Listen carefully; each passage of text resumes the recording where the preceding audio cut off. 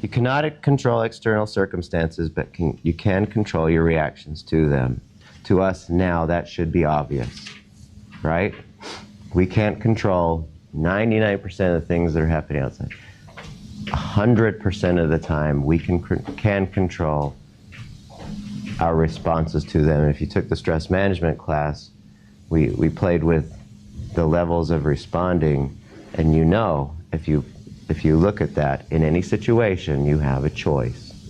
And you can choose effectively or ineffective ways to, that will lead toward joy and peace and happiness, or resistance and frustration, anger and stress. Optimal health is a product of both physical and mental factors. Used to be, and we talked about this at the very beginning, we used to think, well, health is all about physical. As long as my blood pressure is good, as long as I'm,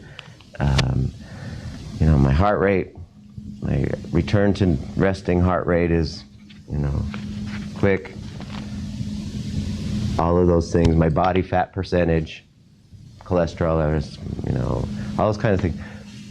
That's only a part of it, and I think we've figured that out now.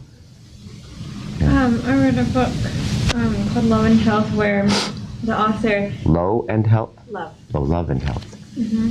Where the author compares the physical... Well, he also does a spiritual, but just for this, he compares the physical body to the mental body or dimension of our being. And he talks about how the physical body is a perfect template of how we should approach the health of our mind.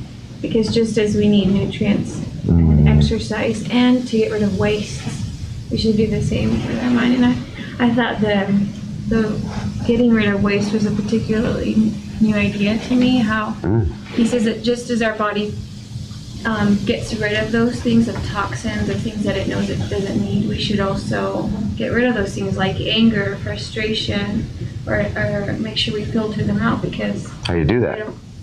How do you do that?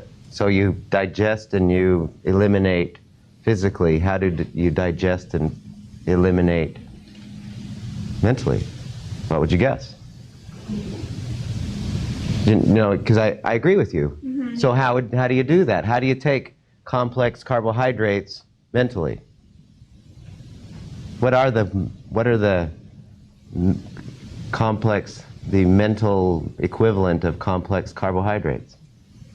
Probably studying. Studying what? Interest topics. Okay, so making your mind work. Yeah, okay. That's kind of where he says like the exercise part. You read your advice, you keep yourself. You don't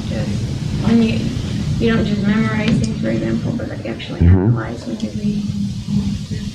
So what would be the elimination part, would you guess? I have one idea. I would say that one maybe, but there's one more profound than that, I think. He said EFT. I think that would be one good one. Do you know what, they were talking about how do we eliminate, I find myself sighing a lot if I feel a lot of pressure, or even breathing to try to calm myself down. So I'd say even breathing for me would be a way to eliminate. That's closer. I mean, that's close too. The answer that I would say would be meditation. Regular use of the meditation that you learned does that very thing. It's its own cleanser of... That's why you feel so good. Exactly, yeah. And if you feel good, you know you're on the right, you're doing the right thing. Yeah. Thank you for sharing that. That's that's an excellent thought, I think. Yeah, I like that. What was the name? The Love and Health? Love and Health. I should read that. Yeah. Okay.